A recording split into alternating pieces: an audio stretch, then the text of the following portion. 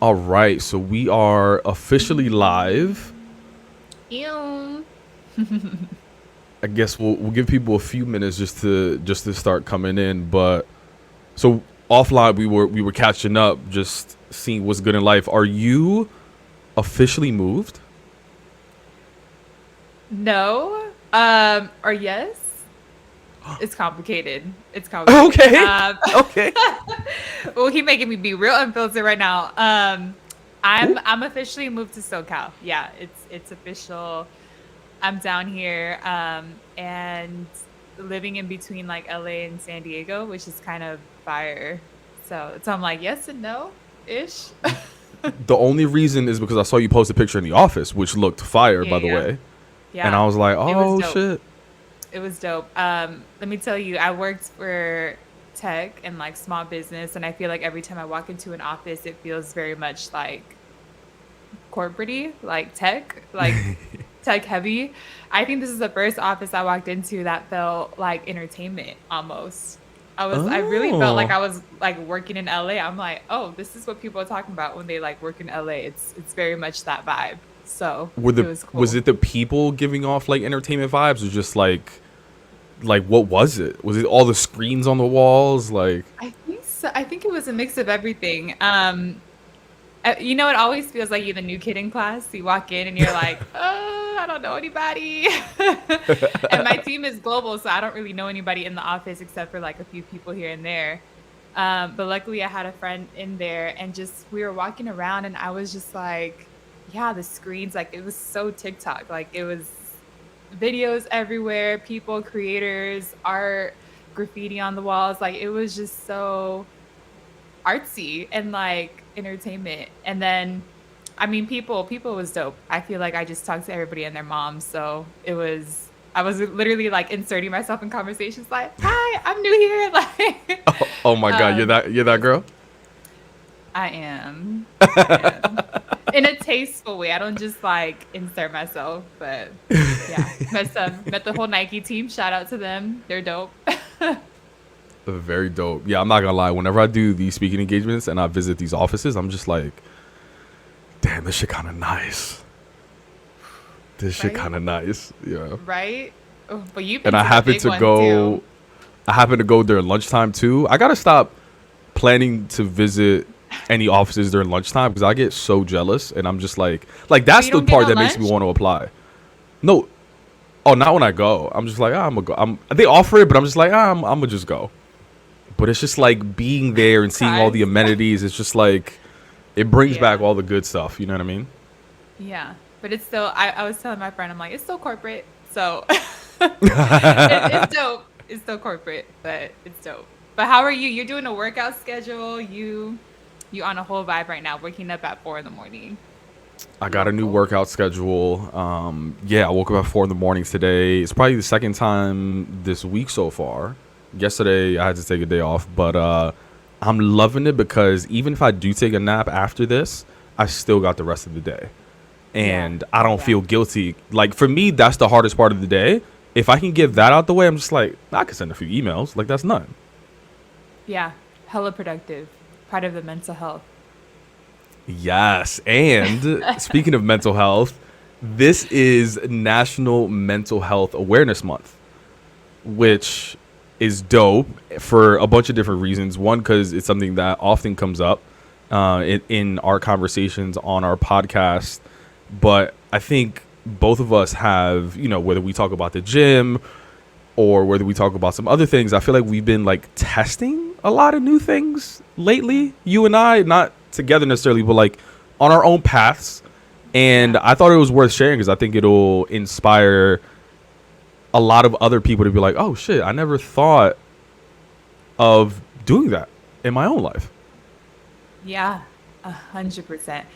I want, before I like tell you about this new meditation I tried this morning, just in preparation for this episode, I I want to give you a shout out because you're building something that's really, really dope. And I think you put it out there here and there, but you're building a wellness app for, I mean, just like all these elements and like yo, Pavel is being so intentional about how he's doing this and talking to people, doing research, and really making this a community-based wellness app where it's centered. It feels like it's like created by you, but thinking about so many other people. And it's just really, I just want to give you a shout out because I think we need more of that. We need more people, Latinos, Black Latinos, that are creating this platform and creating this type of content and community. So shout out to the work you're doing, Pavel.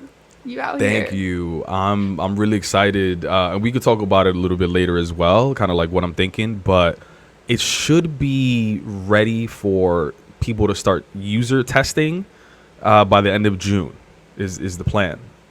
So That's next month, I'm gonna start sir. tap I'm gonna start tapping some of y'all in to be like, yo, I love this, I don't love that, and just keep it real with me. You know what I mean? Because I'm really building this for all of us. You feel me? And hopefully it'll fill some gaps that you're not seeing in some of the apps and wellness things that you're already using. But yeah, it's gonna be dope. So dope. So dope. I have to tell you, so this morning, as we think about just like mental health and how I feel like the idea I had of mental health when I was younger was like para los locos. Like I honestly felt that. Like if I wasn't crazy, like I don't need therapy. I don't need to do any of mental health stuff. Like that's just for like los que necesitan ir al hospital, estar in like, you see it in novelas too. But anyways, that's like what my idea was. And now it's so funny because I'm so open to these different ideas of how to preserve our mental health, nourish it, etc. And so I tried one this morning and I have to tell you, it was like a really interesting meditation that I never thought I would try, but it was inspired by Alicia Keys. She does this meditation where she's TMI, where she's naked and she sees herself in the mirror and she meditates and stares at herself for about, I think, a minute and a half. And the goal with the meditation is to look at yourself and not, and like you're gonna start like criticizing your body, like, oh, I'm a little, bloated here, I'm a little here, you start criticizing these different parts of you. And the goal of the meditation by the end of it is to only say good things about your body and to love your body.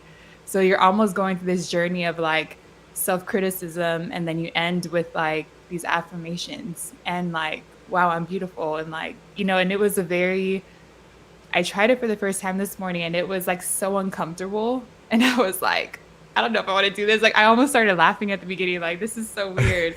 And then I like just kind of did it because I think it's, especially as women, we criticize our bodies so much. Like, and I think everyone, men and women, but I think from just like a woman's standpoint, our bodies are over sexualized and like sometimes seen as objects. And so to see yourself and to see yourself in a very pure, beautiful way, it was like really, it was really dope. I can't imagine how it'll change the way I look at my body if I do this more consistently, but it was fire. That is so dope. And so you knew going into it that you were gonna say negative things about yourself. Like, is that like when you found out about Alicia Keys doing it? Is Yeah. that what she said? Like everyone that I've Yeah. told about this, they all start with the negative thoughts. She didn't say that necessarily. She was more so talking about herself. Like she starts and like it's always self-criticism. And I didn't really go into it having any type of expectation, more of like it's going to be Oh. weird, but I want to try it. And I think it was a mix of criticism, but it was more almost like shame in a way. Like I was looking in the mirror and I was like, this doesn't feel like I should be doing this. It feels weird. Like, and then I just started laughing because I laugh when I'm uncomfortable. But I just, yeah, it was just kind of a weird meditation that was very powerful, and recommend everybody to do it to love on themselves. I love that. I'm gonna try it, and I kind of want to like record myself from like the shoulder up, just to get my facial reactions. Like, yo, I'm Oh really doing this right yeah. now. Oh You know yeah. what I mean? Yeah, you should. You totally should. I think it's just a dope. But that's what I'm saying. Like you don't think of meditation in that way. You think of meditation as like you sitting down, con las manos así, and then you're just like meditating. But like this was such a different form of meditation that was just so intentional and powerful. It's crazy. Meditation's such a fascinating topic. Because it's funny, like for the app, I've done a lot of research and asked people like, what are some of the apps that people use? And, Calm, Headspace, all these sort of things come up. And it's typically around meditation, right? And I asked people, like, do you even like to meditate? And a lot of people, like most people, say no. And I was like, well, why do you do it then? They were like, I think it's good for me. Like, I don't really know. And the other thing that people say is like, I don't really know what I'm working towards, right? Like, if you work out, there's an idea that you'll get stronger. There's an idea that maybe you'll lose weight, you'll put on muscle. There's like a visual thing that you can see. But with meditating, oftentimes people, since a lot of it is internally, right? What we think about ourselves, we often don't see the result until we're put in a situation that's uncomfortable, and now we know how to deal with it. Yeah. You know what I mean? Like Yeah. next time you're uncomfortable about how you look at your body, now you have the positive thoughts that you can go back to, but it's almost like not tangible. Like you can't look at your thoughts Yeah. and be like, it's working, you know? It's funny because when I think of meditation, I relate it back to prayer a lot of the time. Like I there's just to keep it real, like in my family, when I there was a point in my life where I was really depressed, and I didn't really know what that word meant, but I was like, I don't want to get out of bed. I don't feel good. I was really young. And this was post a very traumatic life moment, right? The homelessness thing happened. I was like, I don't know how to handle this. Like, it was a lot. And I talked to my family and I was like, I really feel like I'm depressed. Like, I don't know what that means, but I just like feel it. And their first response was, you should go to church and pray. Now, I don't blame them because that's what they had. Those are the tools that they were given, right? And so I think for me, I would really like listen to them and go into prayer, and I would have that one-on-one time with a higher power. And I think meditation is that same energy of like, you don't know what's out there. You don't even know if anybody's listening to you. You don't really know what the universe has planned or anything like that, but you are just in this present moment thinking about this one thing and like almost like focusing on you.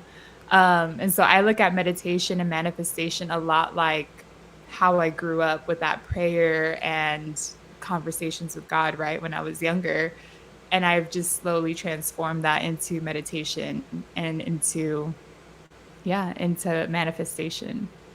I love that. 'Cause it's very similar to the way that I think about journaling. Like for me, similar to prayer, it's like we all have these thoughts in our head, good, bad. At some level, Mhm. like we just need to get them out of our head, out of our body. And oftentimes in prayer, we're like Yeah. passing it on to a higher power, God, whoever you may believe in, with the intention that like someone is listening. But in reality, like you're letting go of all these thoughts, right? Even in the Yeah. the manifestations, like you have the dreams and you're like speaking it Yeah. out into the universe. And like that's kind of what I do for journaling. Like I know people that collect journals. Like they'll write ever since they were teenagers, and they got like a stack of journals that they keep, right? Like, and Yeah. people go back and reread them. Like after, like if it's taking up too much space on my iPad, like I'll delete them. I won't even go back and read Oh. them. I just want to Mm. get the thoughts out of my head, and that's my only goal for journaling. Wow.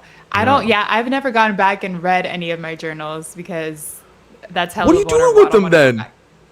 I don't, Why are you what's collecting funny? them? I'm thinking about, because I think it's really special. I don't know. You know what I think about? You're going to laugh at me. I think I about in love the the. future if I I think collect it's really them. special.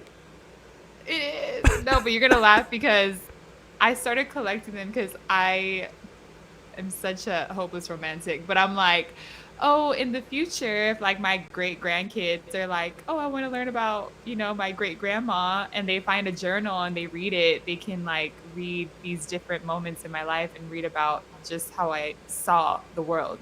So I keep it more as like I don't know, like a token of like history for like my generations. So yeah. I love that. It's funny. I forgot. I was talking to somebody, and we were just talking about like being a parent, and I think like she had a teenager, And there's this moment where like we forget that our parents were like young and probably a thought and doing whatever, just Yeah. living life, right? And Mm-hmm. her daughter was like, "What, you think you're the only one that like fell in love at 16 or some shit like that?" And she took out her journal and she went to Oh the part in her wow. journal when she was 16 and falling in love with like a young, kid. And she was like, "Look, read what your mom used to do." And that moment, the daughter was like, "Oh shit, my mom was about it back in the day." Like, "Oh shit." And like she Mm. got to know her mom in that way because almost like we don't believe our family like did the things that we're doing. They're like, "Oh, they Oh don't my understand, God. blah blah blah." But they had a life. Yeah, yeah. And it's not always credible. I always tell my parents that I'm like, sure, like that happened. Like, but it's funny. This is kind of not related, but I have to tell you the story of like not being credible in your family. But my dad always talked about he was like un gran futbolista. He was like the best of the best in soccer in Honduras. Right. Everyone knew him, and I was like, sure. Right. But he said it my whole life. All of my 26 years of life, he has told me he's the best soccer player and everyone in Honduras knows him. And I was like, yeah, yeah, yeah. And then I went to Miami recently. I saw his brothers, all my tios, and they were talking about it. They were like, oh my God, Chalo, my dad. They're like, Chalo was like the best like soccer player. Everyone in Honduras loved him. And like, same story. I'm like, did he pay you guys to say this or is this Yeah. real? He sent the But Zelle ahead of no, time. right. Yeah, right. He's like, so here's you gotta tell my daughter. But no, it's really I think that's a big part of my healing and mental health journey as well, is just like being around family and seeing them as almost humans. Like to your point of Yeah.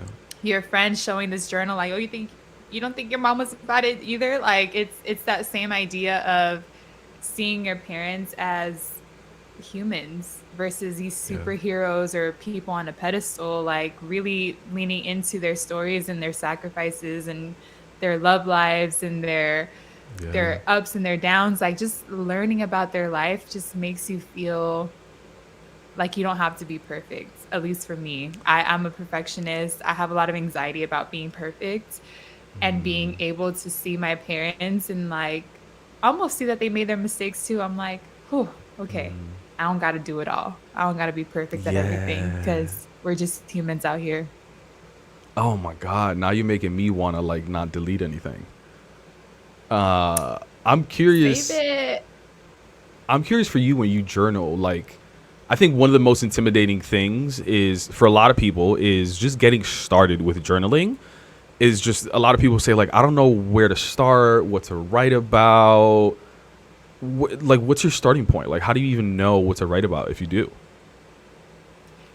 I have to tell you, I recently started doing your prompts that you told me about. Like, how am I feeling? How do I want to feel? So shout out to Pavel. And Hey. that's a dope prompt. So highly recommend. Journaling is the one place I feel like I'm not judged. And I think I sit down with the intention of I'm going to put all this on paper. It doesn't have to make sense to anybody. It's just me almost like word vomiting and like letting all of it go. And then what I do, I don't read back my journals, but I read what I write back to myself. And then I almost look at it as, okay, what's actually real here? Like, what am I actually feeling? Because you sometimes feel all these different things. You tell yourself all these different stories. And then reading it back, it's almost like, okay, let me pull out what's real and let me pull out the lesson here. Or let me pull out, I don't know. I just feel like I'm able to process my feelings and emotions Yeah. a lot more, I don't know, in a different headspace. It helps in relationships too. When I'm mad in relationships, I'm like, let me not be petty. Let me go journal and let me Yeah. like get this centered and then I can have a conversation. But in Yo, I'm any the same relationships, way. romantic or family. Yeah, I right? I Like it's can't. just nice. I process alone. And I think in most relationships, friend, romantic, whatever, people do not like that because it's almost like Yeah. I'm running away, but I'm just like, I can't process with people around. Like, I need to process, like, just leave me alone with my iPad and I'll come back to you and I'll talk to you about how I'm feeling. And everything that just went down, but like you in front of me is so intimidating, distracting, anxiety inducing. Like I can't process with you here. Yeah. And don't you feel like you're a different person if you're processing out loud in the moment in front of that person versus Yeah. post journaling? Like Yeah. I'm night and scared. day. Like you said, like if you're by yourself and you're just like word vomiting, I'm just word vomiting. I may throw out some words that may not even reflect exactly what I wanted to say, but I'm just throwing shit out there. Eventually, after you write the shit, like you said, and I do the same thing actually. And this is what I like about my iPad is like, I wrote the shit in one color, then I go back and highlight like, nah, I'm not feeling like that. This is really how I'm thinking, right? And then I can process and digest that, and then have a productive conversation. But Yeah. that's another challenge that I hear from a lot of people as well is like, well, a few things, right? They judge themselves in the word vomiting process. Like a lot of Mm, people think like, oh, but my thoughts they don't make sense. They're just like they're all over the place. And people mm, often think like I need someone to make sense of it for me, which is why a lot of people go to therapy, get yeah. coaching and all of these kind of things. So I just want to give you kudos with that and say like you're ahead of the game. The fact that you can do that work on yourself and reflect and be like, no, this is what I'm really trying to say after doing that word vomit. Like that's not easy. Yeah. Yeah. I will say I'm not perfect at it. And like there are moments that where it comes out, right? There are moments where I'm just like, oh, I shouldn't have said that. Or like, oh, that's not really what I meant to say. And I really Yeah. have to be intentional about journaling. And for me, like I self-criticize so much and it's something that I'm still consistently We all do. befriending and Yeah. unlearning. Mm, Because I'm like, I don't think it's a bad thing necessarily. If it's like too much, then that's where it becomes a little bit like, okay, we need to work on this. But yeah. I think like, I wish we can all hear what other people's inner critic sounds like. what does yours sound like? I really want to know because I want to be like, damn, like how bad am I shitting on myself compared to everybody else? You know what I mean? Or are we all just shitting on ourselves just the same level? Like, I don't know. Probably, I probably. want to know who has the meanest Yeah. self critic. You know, my inner critic sounds like my mom. She hates that I say that, but I'm Oh, like, you my inner personify voice. it. Yeah. Oh yeah. Yeah. It's my mother's voice. It's in Spanish too, and she's scolding me every time. Really? Yeah. I Yeah. don't think Yeah. of my inner critic as being someone else. That's interesting. Mm, I just hear my own yeah. voice. Really?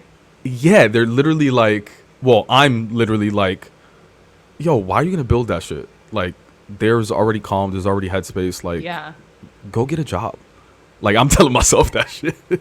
Wow. Yeah, I mean, yeah, my inner critic, I think this was probably intentional because when I was younger, I had a life coach when I was like 21. I think I was 21, 22. I had a life coach and I think she's the one that gave me the idea like try to befriend your inner critic and like give it a name or like give it like a person like personify it. Um and of course I put my mom. She hates it. She's like, "What again?" You told her? um, I did tell her. As you know, I shouldn't have told her, but but I made it my mom's voice because I feels like my mom has always wanted the best for me, but it always came out as criticism. But there was always this level of like warmth to her voice. So I think like I was trying to be intentional with like it's not a scary voice. It's not a voice I want to run away from. It's a voice that I want to like have around, but it's not a voice I should listen to all the time. You know what I mean? So Yeah. it's a weird psychological thing, but yeah, it's been my mom for the last few years. Well, that's an interesting dynamic too. Of there's like critique yet warmth and maybe I don't know comfort in like hearing your mom's voice as well. Like there's so many Yeah. emotions wrapped up into it. One of the things. So I haven't necessarily personified it or thought about it in that way, but one of the things that I recently started doing is saying the critiques out loud. And Oh. when I say it, sometimes I hear how ridiculous it sounds, or yeah, I'm just like, yeah, that's the only way that I can put it. Like, I say it out loud, and I'm just like, why would you build that? Why would you do that? And then in my head, for whatever reason, just comes in the reminders of why I would do that. Now, it takes a little bit of time sometimes to bring that out, but I think saying some of those out loud, most people would advise not to, but for whatever reason, it just works for me. Yeah. And do you, because you're also doing a different type of journaling, is there a Yeah. difference when it's voiced out loud? Like, how does that just shift for you? I try to, so for most of my life when I have been journaling, I usually write things out, Hmm. whatever it is in my head. So some of those are doubt, some of those are positive, but I try to write all of it down just to capture everything. But as of recently, I started doing kind of like voice recordings. So I would just put like a wireless mic, attach it to my shirt. I would go on the roof of my building. I even did it one day with a GoPro. I put it like far away just to see myself like walking back and forth and like literally just talking to myself. And it was just like a live podcast slash journal entry, but I'm literally just like talking to myself. And the whole time I'm praying, I'm like, please no one come on the roof. Please no one come on the roof because I look crazy right now. They probably think I'm about to like jump or some shit. Um, but it was a dope experience. I was thinking about publishing it too, just to let people know that their thoughts, my thoughts are all over the place too. Like there was a point in Yeah. time where like I'm just like literally silent for like 5 minutes, not saying anything, and then I come back, or I go on a tangent, and then I come back to the point, and all those kind of things. I just want people to feel like they're not alone in that mess that is Yeah. getting your thoughts out.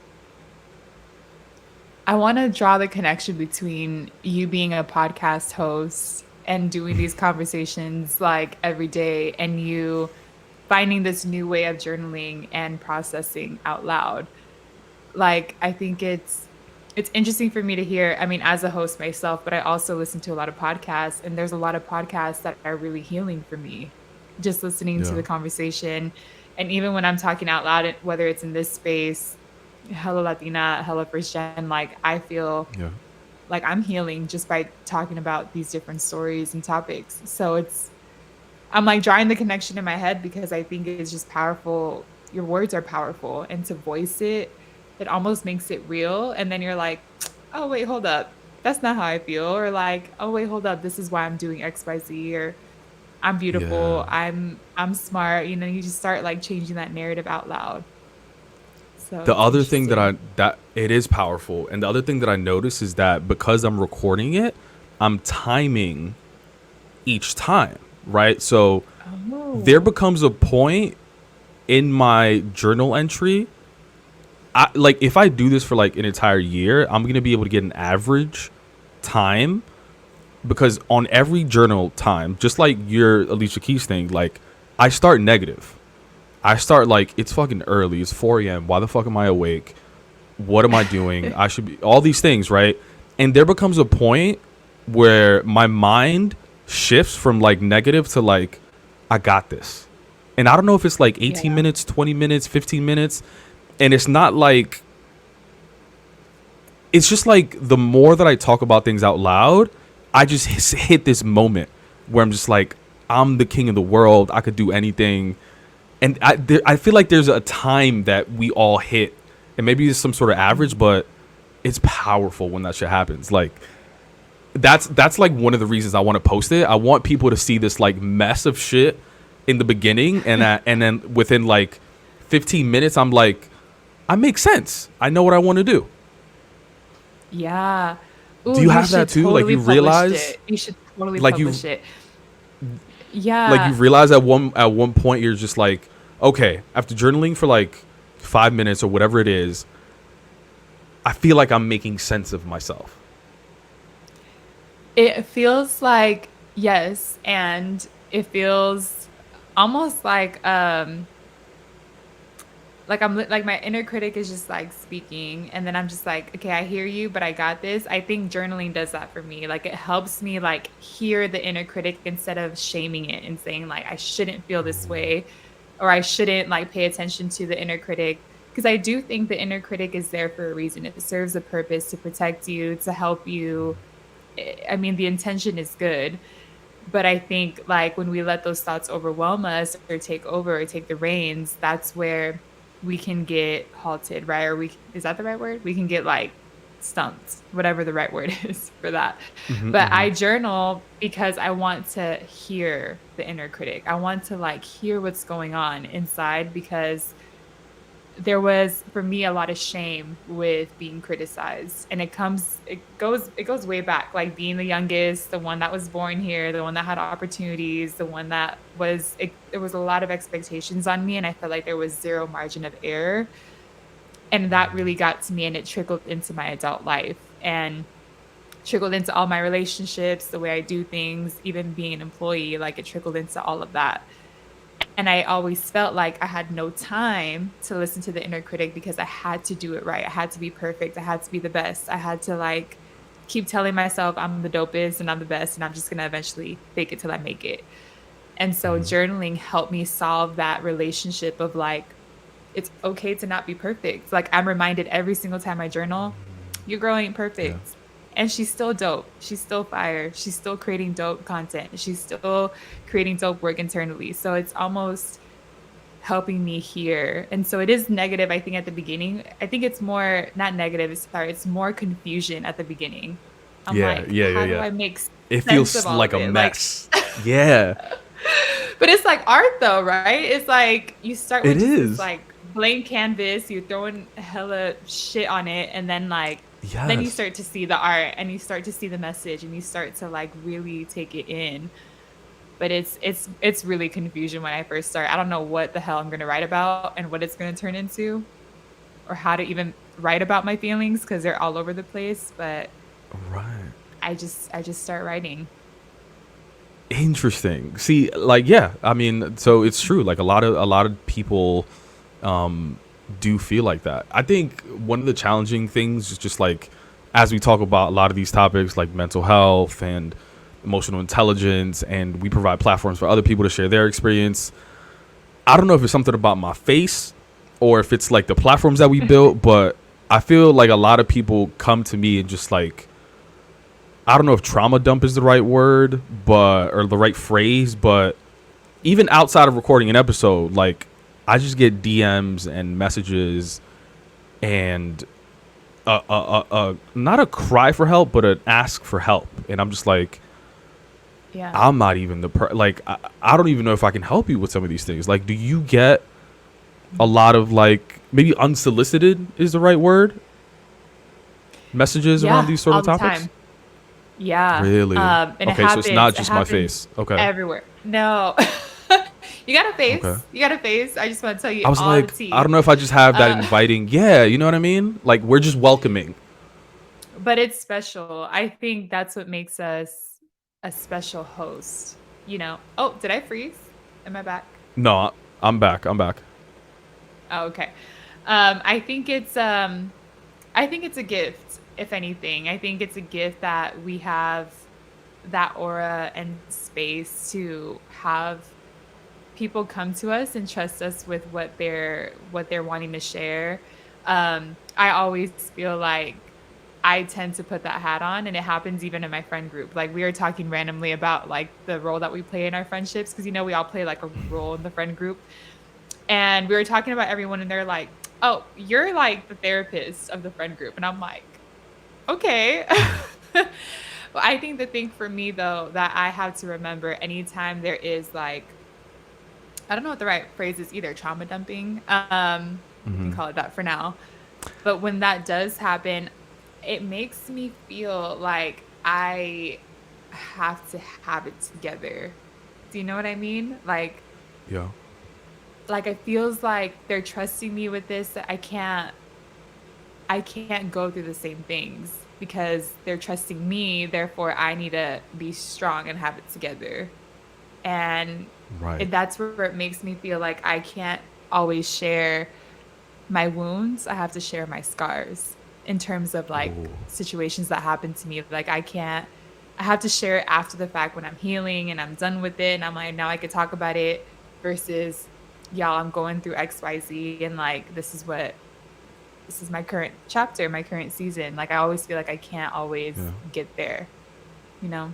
Well, also too, I mean, like Shafiq said, you build a community for these open discussions, which we both do, and we're also not therapists though, right? Like we don't necessarily have.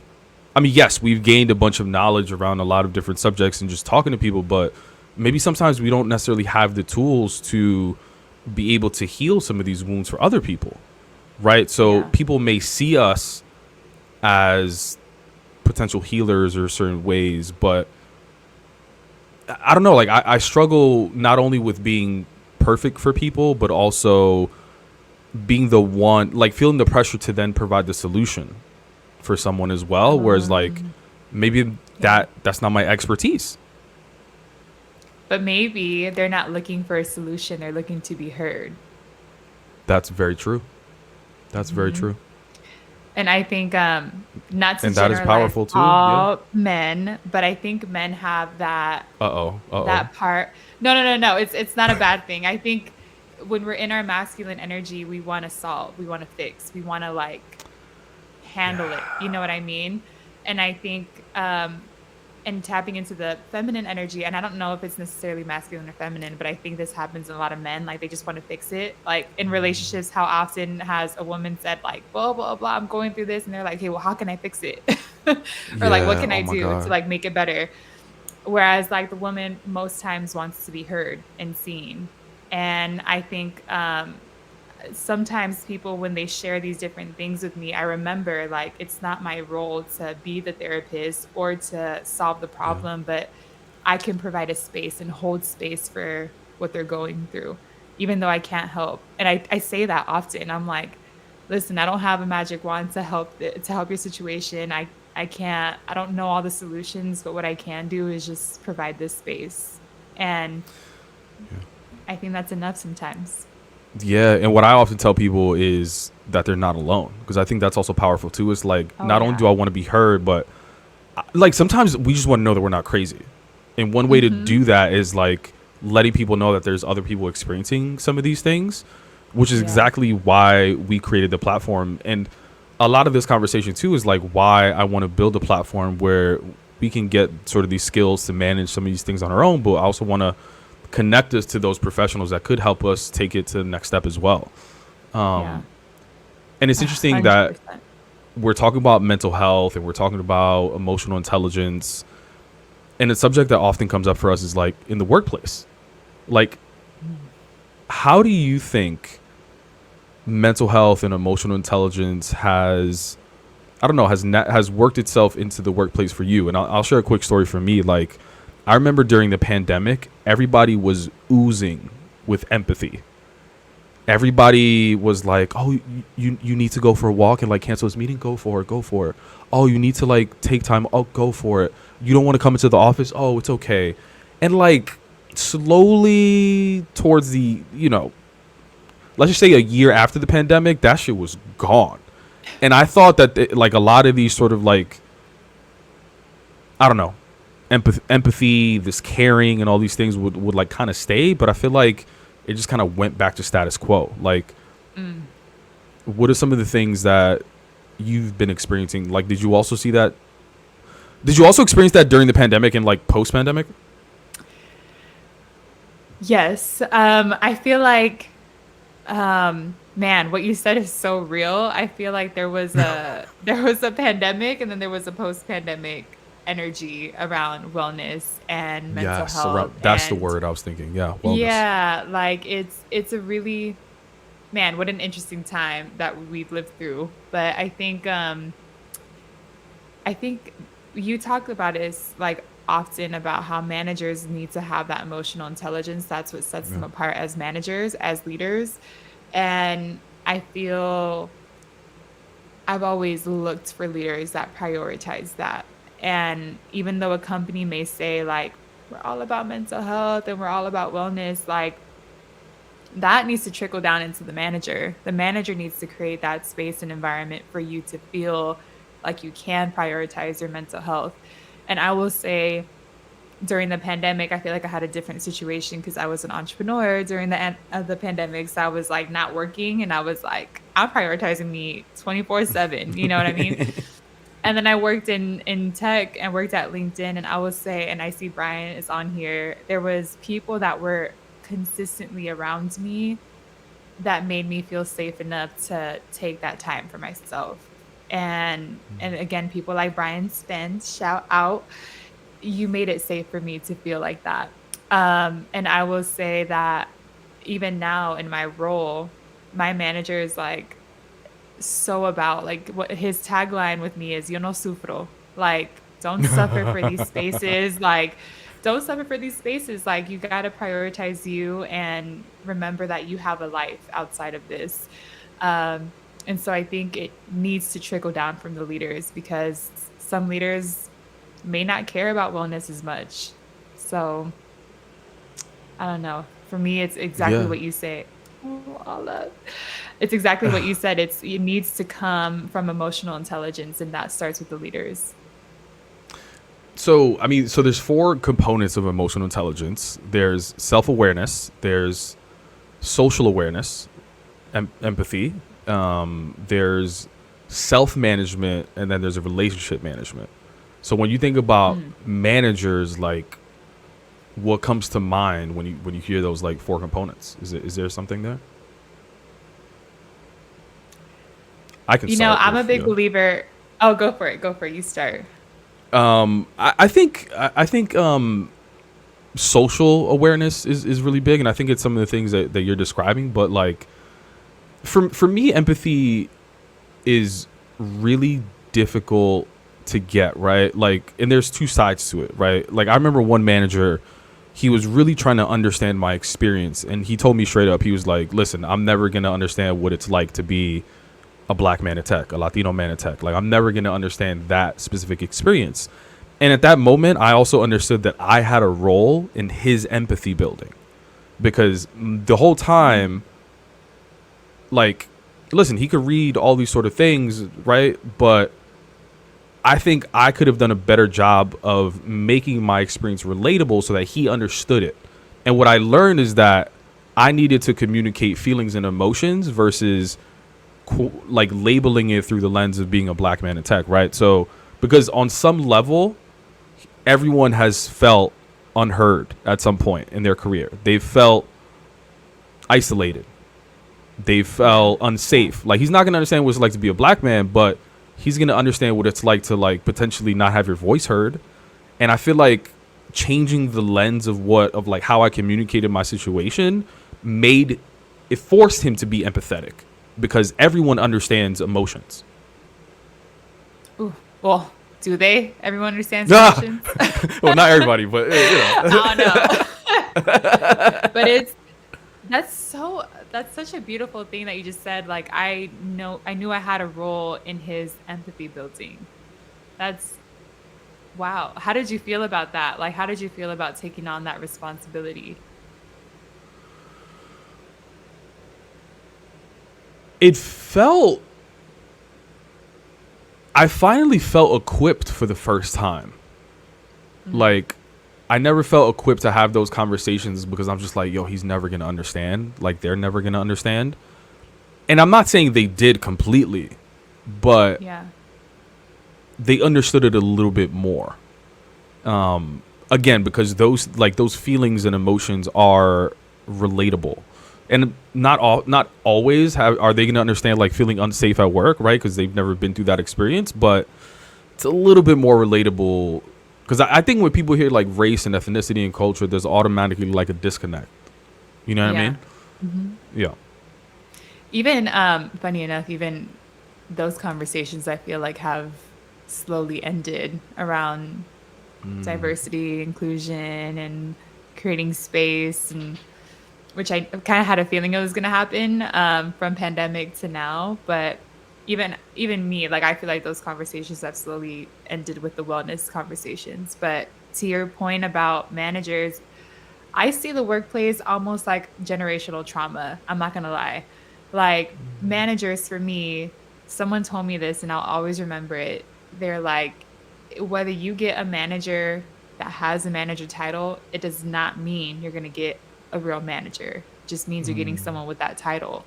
Yeah. And I've definitely had that experience where I had someone that was not self-aware, and I saw the way it affected their leadership. And I think I started to connect the dots between my own mental health journey of going to therapy and learning about these, like, just learning self-awareness. I think it's just powerful.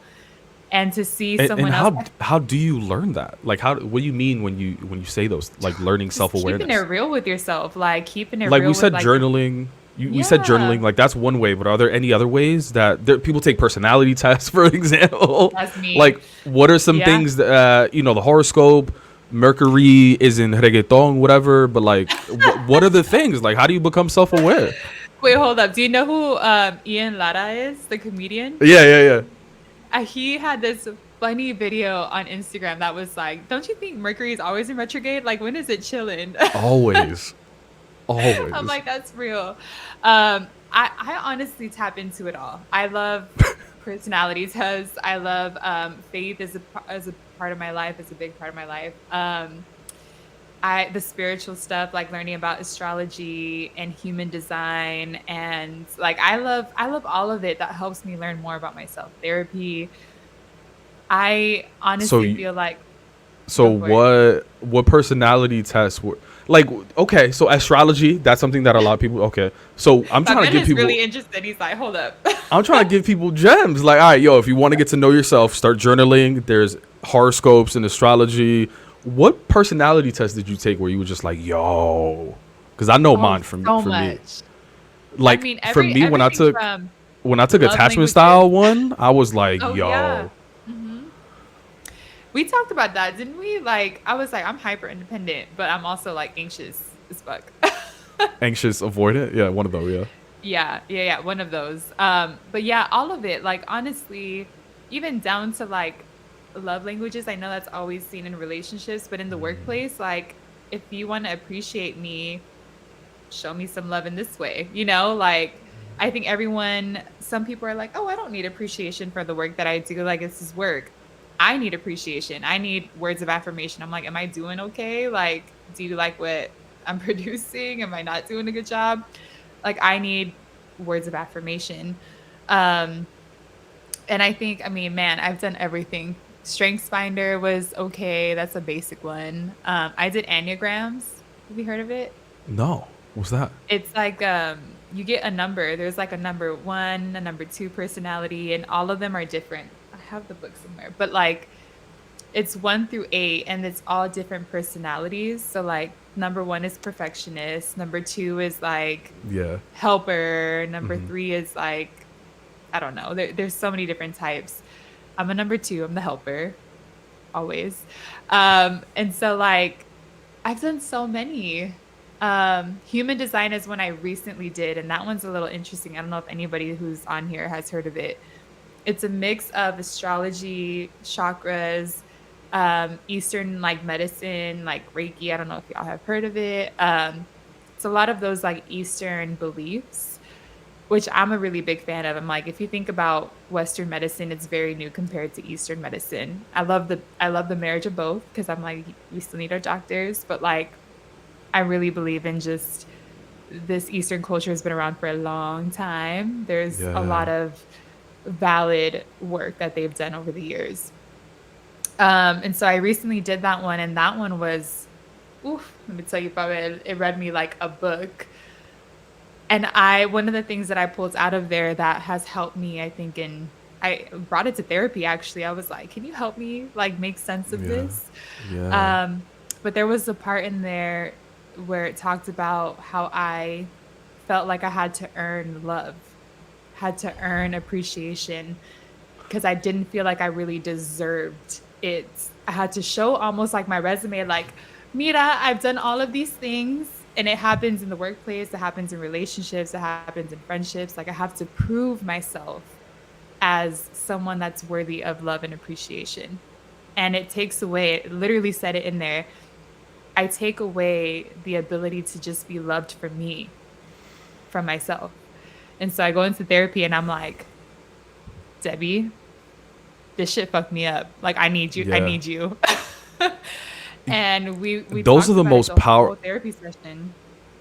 those are the most powerful tests where it doesn't feel superficial, but you're just like, yo, they know me. Like they read me like a book, like you said.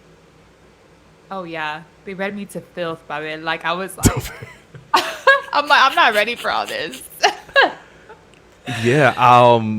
During my last relationship, I took the attachment style test, and long story short, I learned that I get most of my fulfillment from individual accomplishments. Like, and it's hard for, especially like in a romantic relationship, for someone to hear like, it's not that you don't bring me joy. It just doesn't trump. It just doesn't go above me closing a deal for Plural. You know what I mean? Like me launching the app. Like your anniversary was popping, but we just launched the app. Like that. That's up here. You feel me? Like that is Wow. always gonna win. And I never knew. It's sometimes. It's also like going back to like we just want to know we're not crazy. Sometimes we don't even know how to communicate some of these things, and that was the validation and the language that I needed to be like, look, look, look. This is what I've been trying to tell you this whole time. It's not that Mm, again the anniversary wasn't popping. It's that the app just launched. yeah. How has that? Oh my God, because this reminds me of just having language around some of these things. Like, Yes. and like to your point, like you feel crazy before. Shout out to you, Maria. But you feel crazy before. Like, did you feel shame about it in previous relationships? Because I'm sure it was always the case. Like, you always had this feeling, but you couldn't say Yeah. it. And like, you know what I mean? Yeah, there was often a I felt like a tug of war between like for my time.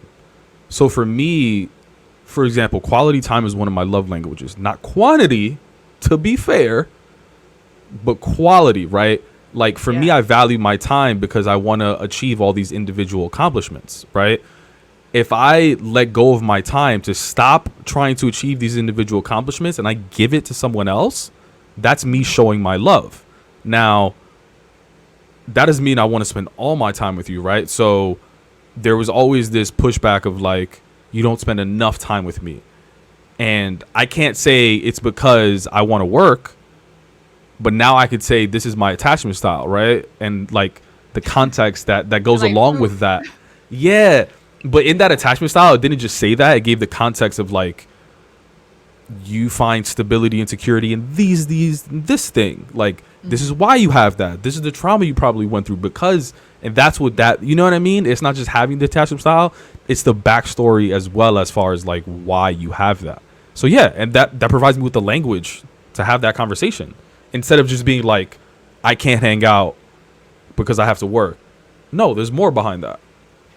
Listen, I'm a big believer in these love languages can trickle into relationships, the Oh workplace, yeah. but it also is your relationship with yourself. Like for Yes. me, when I look at my love languages, that's the way I need to love myself. Like I need to spend quality time. That's my number one too. I need to spend quality time with myself to really feel loved Oh. and to then love you. You know what I mean?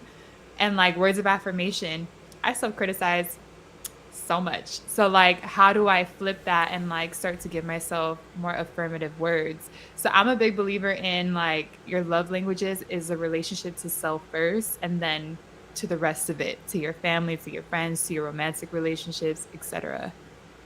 I never thought about it like that. Yeah. I love spending And quality time with myself. yeah, right? You're like it's That popping over makes here. it's popping over here. Yo, I never thought about it like that. Yeah, that's probably why you love spending so much quality time with yourself. Like, and it's also in a weird way, and I want to ask you about this. It's almost sometimes what you didn't have growing up is what your love Yeah, languages are, right? Like, yeah, which is funny because when I talk about my love languages, they're like, well, quality time, you had like so many people around the house, but I'm like, that was like to your point, that was quantity time. Like, not quality. way too much time with everybody, not enough time with myself, you know? And so having those quality moments, we didn't really have it because there was so many of us. We were always doing our own thing. We were just under the same roof. So I'm like, I need that quality time where I'm like intentional about what we're doing together. Oof, that's fascinating. Okay, well, we only have a few minutes left, so audience, if you have any questions, feel free to drop them in. I'm thinking, like, what do you want to leave the audience with? If it's like one thing to get to know themselves, if it's a challenge, if it's a brindis, what, like, whatever it is, I'll follow what you got.